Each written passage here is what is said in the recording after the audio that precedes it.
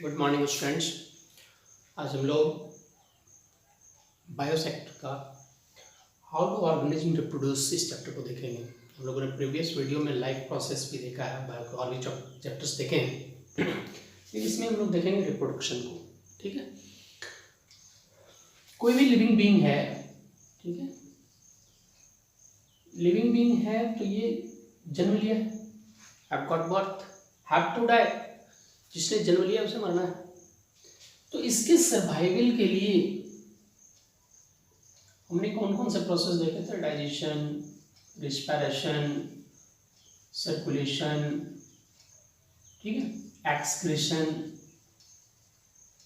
तो ये सारे प्रोसेस जो हैं वो किसी भी लिविंग बीइंग के सर्वाइवल के लिए है और उसे जीवित रहने में ये मदद करता है। लेकिन इस स्पेसीज का अर्थ पे कंटिन्यूशन होना, यानी वो कंटिन्यूटी में रहे, ये स्पेसीज कोई भी एक लिविंग बीइंग है वो कंटिन्यू अर्थ पे मिलता रहे, उसके लिए जरूरी क्या है? रिप्रोडक्शन। ठीक है, रिप्रोडक्शन सर्वाइवल के लिए मस्ट नहीं है, बट रिप्रोडक्शन जो है मस्ट किसके लिए है? कंटिन्यूटी ऑफ स्पेसीज, किसी भी स्पेसीज की कंटिन्यूटी या सर्वाइवल के लिए। और survival of any species reproduction is must. Reproduction वो प्रोसेस है जिसके द्वारा जो एग्जिस्टिंग ऑर्गेनिज्म है वो प्रोड्यूस करते हैं न्यू ऑर्गेनिज्म। तो इसको हम कह सकते हैं new organism are produced by existing organism, that is called reproduction. अब रिप्रोडक्शन करके वो अपनी संख्या की वृद्धि करते रहते हैं। ठीक है, तो ये हमारा रिप्रोडक्शन है। अब इसमें हम लोग देखें रिप्रोडक्शन या जनन का अर्थ है कि कोई भी जीव के द्वारा अपने समान संतति का उत्पत्ति करना। ठीक है, समान संतति को उत्पन्न करना। ठीक है, तो ये सेम कर रहा है। मनुष्य का बच्चा तो मनुष्य जैसा ही होता है, कुत्ते का बच्चा कुत्ते जैसा होता है, नीम का अगर बीज लगा रहे हैं तो नीम का ही पेड़ लगेगा। तो ये हमारा, इसको देखना है। हम लोगों ने सेल में देखा है, ये सेल है, सेल के अंदर क्या है? के अंदर न्यूक्लियस है, न्यूक्लियस में न्यूक्लियोलस है और इसी में हमारा क्या है? क्रोमोसोम्स है। क्रोमोसोम्स जिसको हम लोग कहते हैं गुणसूत्र। तो गुणसूत्र में ही जो है जीव का गुण है, उनके जो ट्रैट हैं, गुण जो हैं वो इसी गुणसूत्र में है। तो कोशिका विभाजन होता है, तो कोशिका विभाजित होकर के ये गुण उनके संतति में आता है, उनके समान संतति में।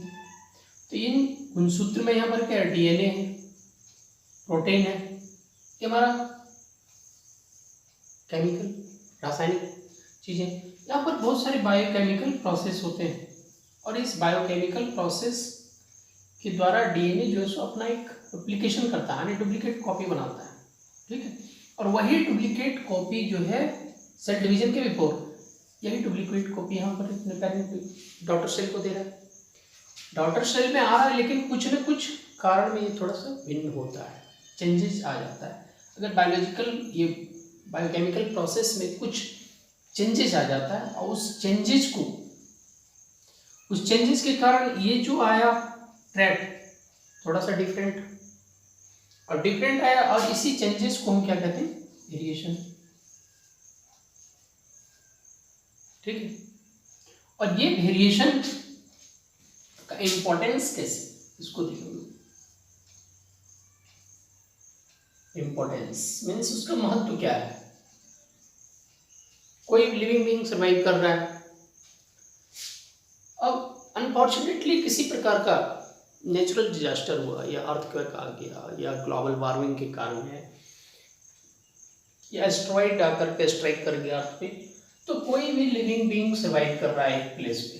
ठीक है, अब यहाँ पर मान लेंगे यहाँ का टेम्परेचर जो है चेंज हो गया ग्लोबल वार्मिंग के कारण, तो ये यहाँ पर वेरिएशन को ध्यान में रखना है। टेम्परेचर चेंज कर गया, एक लिमिट टेम्परेचर पर ये सर्वाइव कर रहे थे, यहाँ का मान लिया टेम्परेचर इंक्रीज कर गया, बहुत ज्यादा इंक्रीज कर गया, तो इसमें कुछ जो लिविंग बीइंग है, कुछ इंडिविजुअल्स हैं, उनका डेथ हो गया।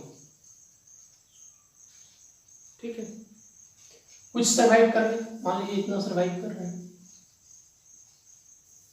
तो सर्वाइव कर रहे हैं इसका मतलब कि इसमें जो चेंजेस आया, जो टेम्परेचर, ये टेम्परेचर में अपने आप को एडेप्ट कर लिया, हाई टेम्परेचर में भी वो एडेप्ट कर लिया, तो ये किसके कारण किए, इसी वेरिएशन के कारण किए, और यही variation continue generation to generation होता जाता है, तो एक नई स्पीसीज